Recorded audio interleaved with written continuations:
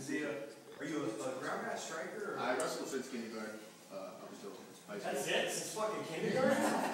Jesus, didn't you start any earlier? What the fuck? Okay, so guys, for those of you guys who don't know, I have an academy in LA. It's called Hollywood Brazilian Jiu-Jitsu. We teach Muay Thai and every aspect of the ground game. I'll tell you a little bit about Brazilian Jiu-Jitsu. Jiu-Jitsu is there's 3 elements to it. Takedown, the positional dominance, and the actual submission. The takedown, there's a number of different ways that we teach you to take the fight to the ground quickly, safely, and effectively. The positional dominance, Jiu-Jitsu it's actually the only martial art where you can attack from a position of impunity. Meaning that, and the reason is because you're in contact with your opponent. So for example, I can positionally dominate somebody if I'm better than them at grappling, and I can end up in a position, for example, on their back, where I can bite, spit, cuss at them, choke them, strike them, groin shot, eye gouge, without being counterattacked at all. For example, any striking art, which I've done so as 9 years old, if I can punch, I can get punched. Even from my back, I can reverse kick, I can strike somebody from wherever they are. Grappling is also the only martial art because fights take place in ranges. For example, like a kicker wants to be here, a striker, a dirty boxer wants to be in here. You know, the only thing about grappling is once I achieve a position, I can maintain that range indefinitely. Why? Because we're holding on to each other. If I have something, she has a grip on me here, I can't really run away from her. Whereas in striking, if we're here, what can I do?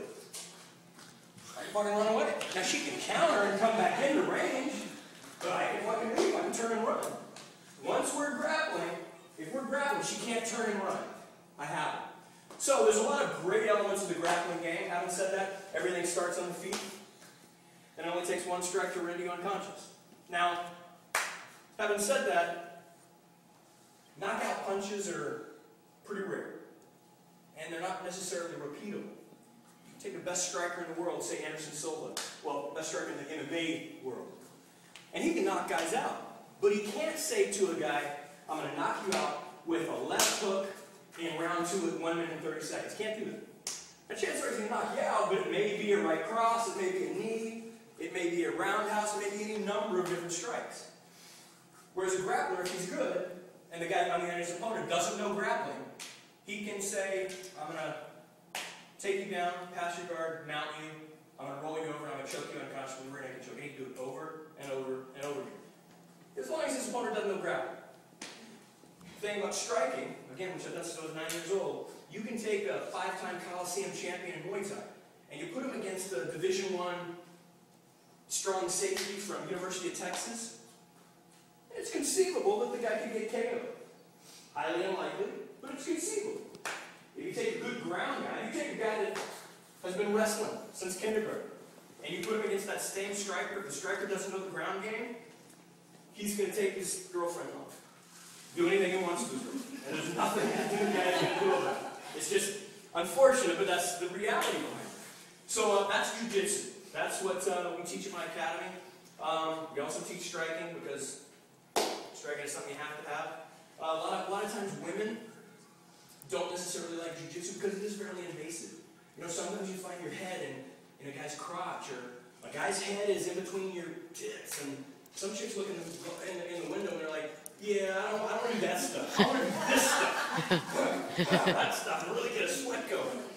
You know, and that's a lot of times the selling point. Then they get in there and they do a little bit of grappling, and I'll just try one round. And they grab them like, oh my God, wow, this shit's addictive. And then they end up being the people that come like twice a day, 7 days a week. You know, so it's incredibly addicting. It's a huge part of my life.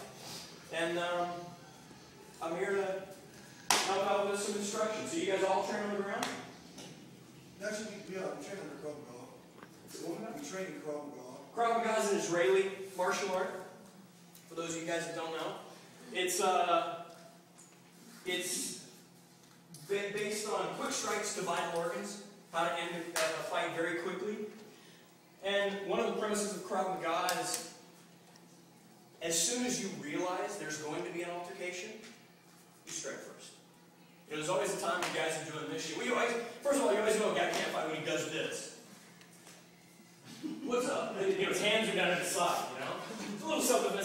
anybody, just so you know, come over here. And we teach half the bouncers around LA as well. Anytime you're in an altercation, gesticulate with your hands like, brother, dude, I had no idea that it was your girlfriend. And you can also like turn sideways and scratch here. Dude, I had no idea. Why? Because my hand's cocked. I'm scratching my hand, but I have a blocking hand up and my hand's cocked. Boom! I can strike without going, what's up, homie? You know, my hands are at my side, the guy's just gonna crack you, you're gonna fall, right? Seems like common sense, right? 99% of all street ballers fight like this. What's up, dude? Want a piece of me? You're like, okay, that guy doesn't know what the fuck he's doing. That guy's gonna get his fucking face kicked in. Two types of dude in the bar. The dude that's like, what's up? You fucking want some of this shit? Come on. That dude is gonna get his fucking head wrecked in. The dude you want to worry about is like, alright, dude, let me take my watch off. Take my hat off, right? Well, that's the dude you're like, that motherfucker knows some shit. That motherfucker's gonna clean the house. Just a couple little technical things, right? In a street fighting altercation. So you guys do the ground, right? So rear naked choke. Rear naked choke. No. Let me do it.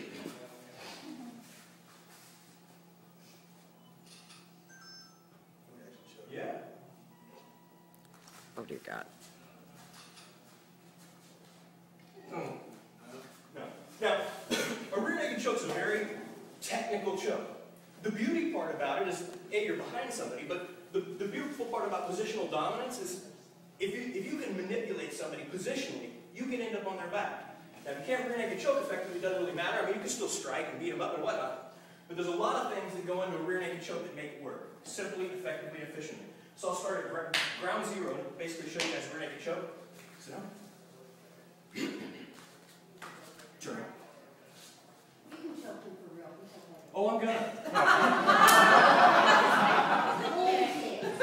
It's a fucking jiu-jitsu. Now this is what you would do. Very, very gently. Nice. Roll on. No, fuck it. I'm choking motherfucker. He's gonna tap when he feels it. First of all, guys, I'm gonna slide my hand like a knife blade. I'm gonna end up, not with my forearm, but my elbow right underneath his chin and trachea. So here, my elbow underneath it. Now this hand, a lot of guys do this. They clasp their arm and they fold it back. The downside of that is, look, as soon as I clasp, just grab this arm. Now, look, I can't finish the choke, right? So I always want to hit my rear naked choke this way. Elbow in front of the trachea. Now this is a knife blade. I'm sliding it out of his eyesight, straight behind, knuckles to the back of his head. So this grabs my bicep. Boom, here. Now how I'm going to lock it in, I'm going to drop my chin on my own wrist. I'm going to turn the top of my head into his, rotate the base of my head towards his neck. Now watch how I'm going to finish this. I'm going to bring my elbows closer together. I'll give you a little analogy. This is my rear naked choke, right? And you were choking? This is the common mistake that guys make. Right now, the neck is inside this triangle, right? Your natural instinct is to squeeze like this. But look what happened to the triangle. The triangle got bigger, right? Now it squeezes and you're like, fuck, this is uncomfortable, but I'm not going to sleep. I'm sitting there all day long. I'm going, fuck, this sucks, and putting a lot of pressure on my neck, and it hurts, but it's not going to put me to sleep. What I want to do here, I want to bring my elbows together while I bring the bottom elbow straight into the sternum, and I inhale. Just like this. So a rear naked choke is not a choke like this. When it goes on, you don't go. No, you go, it's off, it's okay, whoa, shit, that was fucking quick.